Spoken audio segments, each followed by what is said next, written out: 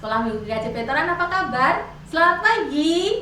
Semua dalam keadaan sehat kan? Nah, Bu Dwi juga semua Bu Dwi berharap anak-anak semua, orang tua semua dalam keadaan sehat. Saat ini, pagi hari ini kita akan memulai sekolah minggu kita. Pada pagi hari ini kita mau bersukaria dulu, bersenang-senang. Kita mau nyanyi Happy Ya Ya Ya. Tepuk tangan ya.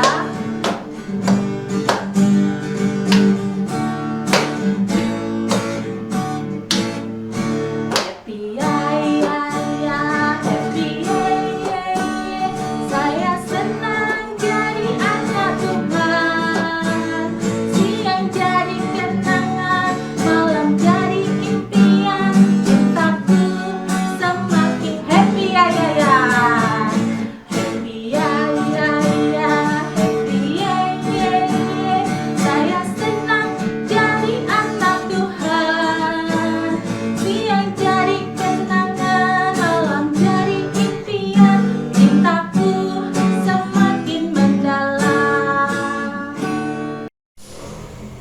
Halo anak-anak, selamat pagi. Kembali lagi di Sekolah Minggu GKJ Veteran. Saat ini kita akan belajar firman Tuhan ya, tapi terlebih dahulu kita berdoa dulu. Mari kita berdoa. Bapa Surgawi yang kami sembah dalam nama Tuhan Yesus Kristus, terima kasih Tuhan. Selamat pagi, saat ini kami anak-anakmu Sekolah Minggu GKJ Veteran datang ke hadirat-Mu. Kami mengucap syukur serta mengucapkan terima kasih pada Engkau. Kami menyerahkan Bapa, jika sebentar lagi kami akan mendengarkan firman-Mu, kami akan belajar firman Tuhan. Tuhan berkati, biarlah firman-Mu dapat tumbuh subur dalam hati kami dan berbuah serta bisa menjadi berkat bagi orang lain. Terima kasih Bapa, hanya di dalam nama Tuhan Yesus kami berdoa dan mengucap syukur. Haleluya. Amin.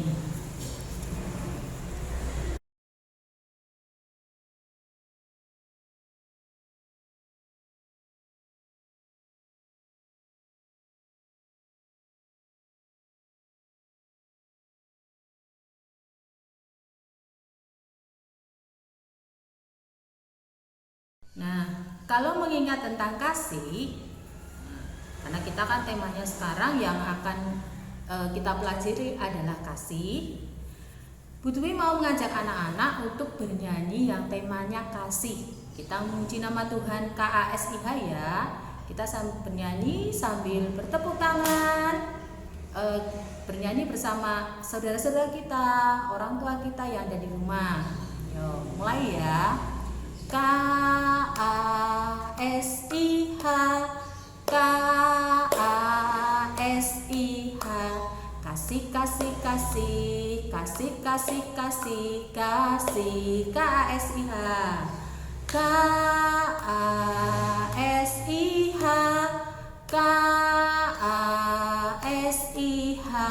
kasih kasih kasih, kasih kasih kasih, kasih. Kasih itu sabar, tidak suka marah, sayang kepada teman seperti kasih Yesus. Kasih itu sabar, tidak suka marah-marah, sayang kepada teman seperti kasih Yesus.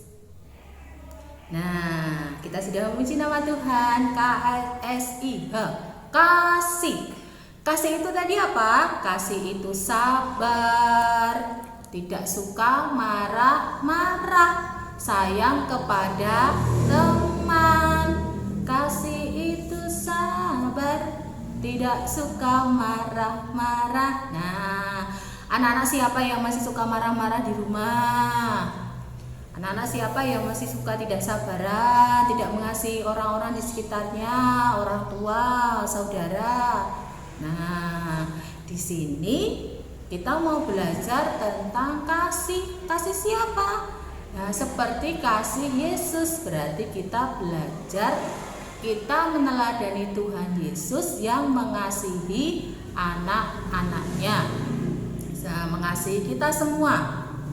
Nah, seperti dalam kitab Injil, Yesus mengajarkan para murid-muridnya untuk mentaati perintah yang paling utama, yaitu mengasihi Allah dan sesama manusia seperti mengasihi diri sendiri.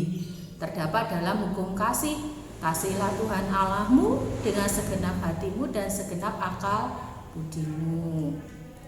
Terus yang kedua, Tuhan memerintahkan kita untuk mengasihi sesama kita. Sesama kita itu apa? Ya, sesama kita itu adalah orang-orang yang ada di sekitar kita, orang tua kita, saudara-saudara kita, teman-teman kita. Nah, kita harus mengasihi. Di dalam Injil Yohanes menekankan besarnya kasih Allah kepada dunia, dan Yesus mengajak murid-muridnya untuk saling mengasihi di dalam Yohanes 3 ayat 16. Karena begitu besar kasih Allah akan dunia ini, maka Dia mengorbankan anaknya yang tunggal. Nah, supaya siapa orang yang percaya kepada Dia memperoleh apa? Hidup yang kekal. Nah, Allah itu sudah mengaruniakan anak yang tunggal untuk menebus dosa-dosa kita. Ingat ya, kemarin kita baru saja kita memperingati hari Paskah. Nah, Tuhan Yesus itu sangat mengasihi kita sampai Dia rela mati di kayu salib. Itu apa? Bukti kasihnya kepada kita. Nah, Rasul Paulus mengatakan bahwa karena kasihnya Allah telah mengutus Kristus untuk mati bagi kita, dan tidak ada yang dapat memisahkan kita dari kasih Allah. Nah, seperti tadi, karena kasihnya Allah itu mengaruniakan anaknya untuk menebus dosa kita, sampai mati di kayu salib untuk menebus dosa-dosa kita, yang seharusnya kita sendiri yang menanggung akibatnya, akibat dosa-dosa itu, tetapi ditanggung oleh Tuhan Yesus. Itulah wujud kasih yang tanpa syarat. Nah, menurut Paulus tentang kasih dalam 1 Korintus 13, kasih bukan sekedar perasaan, melainkan juga bagaimana kita bersikap terhadap orang lain. Dan kasih itu menuntut kesediaan untuk berubah. Nah, diulangi ya, menurut Paulus bahwa kasih bukan sekedar perasaan, melainkan juga bagaimana kita bersikap terhadap orang lain. Bukan hanya sekedar yang kita rasakan, tetapi juga harus dengan sikap, dengan tindakan kita terhadap orang lain. Dan kasih itu menuntut apa? Kesediaan untuk berubah. Anak-anak yang tadinya malas-malasan di rumah, terus disuruh orang tua suka ngeyel, dikasih tahu suka ngeyel, suka bantah. Nah, kalau anak-anak bilang mengasihi orang tua, berarti anak-anak juga harus mau berubah. Nah, berubahnya apa? Manut sama orang tua, tidak boleh membantah. Kalau disuruh ya berangkat, ya mau, suruh belajar. Apalagi dalam kondisi pandemi seperti ini, anak-anak belajar di rumah, anak-anak harus rajin. Nah, belajar, tanggung jawab sendiri, karena belajar itu tanggung jawabnya anak-anak, bukan tanggung jawabnya orang tua ya. Jadi tidak perlu selalu diingatkan. Setiap tugas-tugas dari yang diberikan Bapak Ibu guru, anak-anak juga harus mengerjakan dengan penuh tanggung jawab. Nah, selain menuntut sikap yang harus berubah, kasih itu menjadi penuntun utama hidup kita. Nah, dengan kasih, namanya penuntun berarti mengiringi kita, membimbing kita, membimbing hidup kita untuk menjadi hidup kita itu menjadi benar, menjadi baik karena teladan Kristus dalam kehidupan kita. Nah, dalam perjanjian baru, kata Yunani yang sering dipakai untuk kasih adalah agape. Nah, anak-anak tahu kan, di sekolah kan sudah dipelajari juga. Kasih agape itu kasihnya siapa toh? Kasih agape itu kasih Tuhan kepada manusia.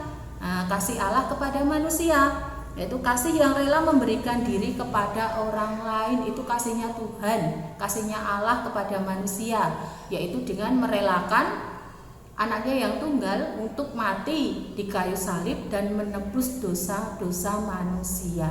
Nah, itu adalah wujud dari kasih yang tanpa syarat, kasih yang cuma-cuma, yang mau mengorbankan dirinya untuk orang lain. Nah, tadi dari firman ini Tuhan Allah mau agar kita juga saling mengasihi tanpa syarat pada orang-orang di sekitar kita, supaya kita menjadi anak yang penyayang, menyayangi orang-orang di sekitar kita. Tidak hanya orang-orang, tetapi juga semua makhluk hidup ciptaan Tuhan, baik hewan, tumbuhan, dan di alam sekitar kita, kita juga harus menyayangi mereka. Nah, anak-anak, selamat meneladani, kita semua berjuang meneladani Tuhan Yesus yang mau mengasihi semua orang tanpa syarat. Nah, kita berdoa. Bapa Surgawi yang kami sembah dalam nama Tuhan Yesus, terima kasih Tuhan karena Tuhan sudah menolong kami dalam kami belajar firman-Mu. Ajari kami Tuhan meneladani kasih-Mu yang tanpa syarat, mengasihi orang-orang di sekitar kami, semua makhluk hidup ciptaan-Mu Tuhan, mengasihi semua orang yang ada di sekitar kami. Terima kasih Bapa, kami menyerahkan kehidupan kami hanya dalam tangan Engkau. Ampuni kesalahan kami Tuhan yang kami sengaja maupun tidak kami sengaja, hanya di dalam nama Tuhan Yesus Kristus kami berdoa dan mengucap syukur. Haleluya, amin. Pengakuan iman rasuli. Aku percaya kepada Allah Bapa yang Maha Kuasa, kali langit dan bumi, dan kepada Yesus Kristus anaknya yang tunggal Tuhan kita, yang dikandung daripada Roh Kudus, lahir dari anak darah Maria, yang menderita di bawah pemerintahan Pontius Pilatus, disalibkan, mati dan dikuburkan, turun ke dalam kerajaan maut, pada hari yang ketiga bangkit pula dari antara orang mati, naik ke surga, duduk di sebelah kanan Allah Bapa yang Maha Kuasa, dan akan datang dari sana untuk menghakimi orang yang hidup dan mati. Aku percaya kepada Roh Kudus, gereja yang kudus dan persekutuan orang kudus, pengampunan dosa, kebangkitan daging, dan hidup yang kekal. Nah, anak-anakku yang dikasihi Tuhan Yesus Kristus, kita sudah selesai pengakuan iman rasuli. Berarti sekolah minggu kita sudah selesai, tapi terlebih dahulu kita mau memuji nama Tuhan. Ku menang, ku menang.